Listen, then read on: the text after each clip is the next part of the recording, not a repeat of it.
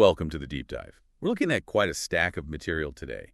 Articles, reports, briefings. All centered on a pretty heavy topic. Yeah, a really difficult one.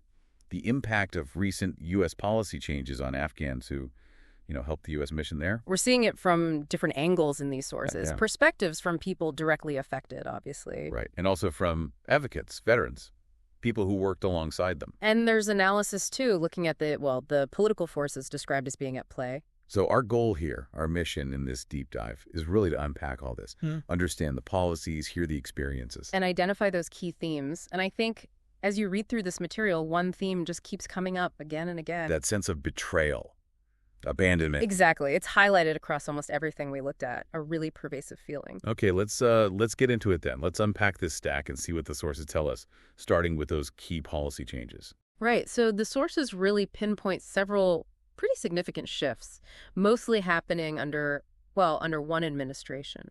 And these directly affected Afghans trying to get to the U.S., either for refuge or through visa programs. Fundamentally altered things for them, yes. The first big one that comes up repeatedly is the travel ban proclamation. Okay, tell us about that. What did the sources say it entailed? Well, it was signed by President Trump, and it included Afghanistan, one of 12 countries listed. 12 countries banned? And the reasons given in the sources. The stated reasons focused on security threats and also addressing what was termed record migration levels. Were there any exceptions mentioned for people who had worked directly with the U.S., for example? There were. The sources note exceptions for SIV holders, that's special immigrant visa holders, and also certain persecuted minorities. Okay, so some could still get through. Some, yes. But, and this is a key point in the sources, that the ban was broad. It excluded most others. Like family members. Exactly. Family members of people already here, people who had already been granted asylum or refugee status. And crucially, the documents emphasize this. There wasn't really a functional waiver process. Meaning even for urgent humanitarian cases. There was no clear, reliable way through the ban. That's the gap the sources highlight. Wow. Okay. And that wasn't the only change happening. No. Around the same time, another executive order basically paused almost all U.S. refugee programs. Paused them entirely. Pretty much. And the sources detail the direct consequences. Canceled flights, suspended applications. Thousands of Afghans. Thousands, including, and this is quite striking, some who had already gotten permission to enter. They were just waiting for the travel arrangements. So the door just slammed shut. What about people who were already in the U.S. under some kind of temporary status, like TPS? That's another major policy shift covered in these documents. Temporary protected status, TPS. The sources report its termination for Afghans. Termination, so it's ending. Set to end July 14th, 2025. That's the date given. And who does that affect? Do we have numbers? The estimates cited are around 11,700 people. And this group includes, many who worked for the U.S., but also others like journalists, human rights activists. People fearing reprisals from the Taliban if they go back. Exactly. That's the core fear. What was the official reason given for ending TPS, according to these sources? The documents quote the Secretary of Homeland Security citing an improved security situation in Afghanistan. Improved security. And a stabilizing economy. The conclusion presented was that letting them stay was, quote, contrary to the national interest. But the sources push back on that justification, don't they? Strongly, yeah. There's sharp criticism reported, arguments that claiming Afghanistan is safe for these specific individuals to return to is, well, the word used is absurd. Because they face persecution. Or worse. That's the fear expressed by critics in the material. Okay, so travel ban, refugee pause, TTS termination.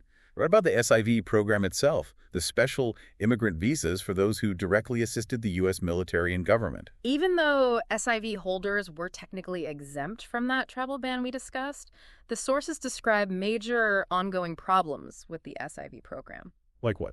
Huge backlogs, significant delays, just getting applications processed. And why such delays? What do the sources point to? A key factor highlighted is that after 2013, the program needed annual reauthorization from Congress. It wasn't automatic anymore.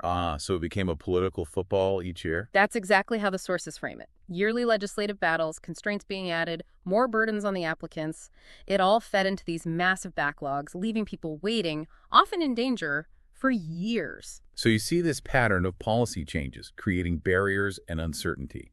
But the real power in these sources, I think, comes from the personal stories. Absolutely. That's where you see the human impact. And that theme we mentioned, betrayal, abandonment, it runs through almost every personal account. It's heartbreaking. You read about Fatima, this 57-year-old women's rights defender. Reuters quoted her. She'd worked for decades on U.S.-funded projects. And she was waiting in Pakistan. She said the travel ban turned all the hopes and beliefs of us into ashes. Just devastating language. Calling the feeling tragic, a source of deep despair. And she'd done what she was asked, right? Gone to a third country for process. Exactly. Followed the instructions only to have her case thrown into chaos by these policy shifts. Roya. She's a former prosecutor here in the U.S., but facing the end of TPS. Her words were incredibly raw. She called the decision shocking and an injustice. Said she and others were petrified. Terrified of going back. Absolutely terrified of returning under the Taliban. She actually said she'd rather be shot here than sent back. That level of desperation, it really hits you. It underscores the perceived danger, absolutely. And it wasn't just people who worked directly for the government. There's a student, Sarah, accepted to U.S. colleges, had a student visa. But still felt abandoned again, as she put it, because of the policies. She was also waiting in Pakistan, anxious, scared of what the Taliban might do if they knew she was trying to get a U.S. education. Saying her only hope is in the United States. That reliance, that hope faced in the U.S. comes up again and again. We also hear it from U.S. service members. Abdullah, a paratrooper, his sister, and her husband were stuck. And he put it very directly. It's like the United States doesn't actually understand what I did for this country. It's a betrayal. Just plain. His sister had completed resettlement steps. Yes, but got blocked by that executive order pausing refugee processing. He said she was just crying, had lost all hope. A promise broken, felt personally, and Babak, a former legal advisor to the Afghan Air Force, in hiding. His quote was also powerful. They're not just breaking their promise to us, they're breaking us. Said his one ray of light has been extinguished. And the fear isn't just abstract, is it? The sources mention specific threats. Yeah, like Ahmad, whose family is in Pakistan, worrying about relatives still in Afghanistan because of their U.S. ties. There are accounts cited of harassment, injuries, even alleged torture. And for those waiting in places like Pakistan, it's a double-edged sword. A real bind. They fear Pakistan's own repatriation drives. Mina, a pregnant woman fearing deportation, described it as being caught between a homeland where their life is in danger and a host country whose patience is running out. Just incredible vulnerability. And it's important to note this feeling of dismay, of betrayal, It wasn't just Afghans feeling it.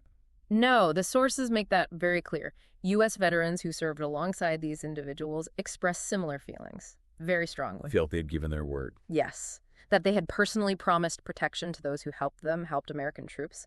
And these policy changes, as one veteran, Michael Breen, put it, just made me a liar in a very significant way. Wow, that's heavy.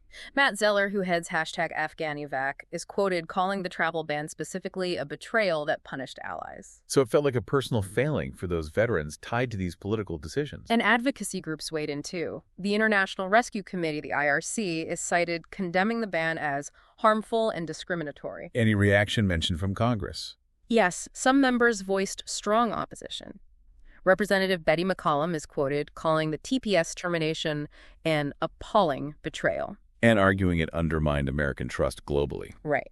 So you see this concern echoing from different groups, veterans, advocates, lawmakers, people deeply invested or who witnessed the situation firsthand. Okay, so let's shift then to the political context described in the sources. Why were these policies put in place, according to the material, and what were the main criticisms? Well, the sources generally frame these decisions as being heavily influenced by domestic U.S. politics. The stated reasons we talked about, security, migration control, claims of improved conditions in Afghanistan. Those were the official justifications presented. Right. But as we noted, the sources also present significant pushback against those justifications. Especially the idea that Afghanistan was safe for return. Exactly. Critics quoted call that claim absurd, insisting many faced clear dangers if deported. Persecution, or worse. And the SIV program's trouble seemed tied up in domestic politics too, based on these accounts. Deeply entangled. That need for annual congressional approval after 2013 is highlighted as a major political hurdle. And specific opposition is mentioned. Yes, the sources identify some Republican lawmakers, for instance, as having opposed increasing visa numbers or wanting to add constraints. Yes, on what concerns? Concerns about vetting were often cited. But also, and this detail is quite striking, sometimes attempts were made to link SIV funding or authorization to totally unrelated immigration issues. Like what? Like the diversity visa lottery, trying to tie visas for wartime allies to the lottery program. That really highlights a specific viewpoint, doesn't it? Linking those two things. It does, and the sources actually quote Senator John McCain expressing frustration, even outrage at fellow Republicans blocking the SIV program for what he called parochial interests. So clear tension there. A tension between recognizing the unique commitment to these allies versus seeing them through a much broader, often contentious domestic immigration debate. There's a term introduced in some of the analysis. Who's that? Strategic narcissism. Strategic narcissism. How do the sources define that in this context? Essentially, it's described as a way of making foreign policy decisions primarily based on perceived U.S. domestic needs or political calculations at home. Without fully weighing the external consequences. Right, without fully acknowledging the realities, the dangers faced by allies on the ground, or considering the potential damage to America's reputation and trustworthiness internationally, it prioritizes that U.S.-centric view. So pulling back from the specific policies in quotes, Mm-hmm. what's the big picture takeaway here for you, the listener? I think this deep dive really underscores the very real, tangible human cost behind these complex policy decisions. It's not just abstract policy, it's about lives impacted, often dramatically. Yeah, it forces you to grapple with some really tough questions. Questions about the promises the U.S. makes to allies in wartime. Promises people literally risked their lives based on. Exactly.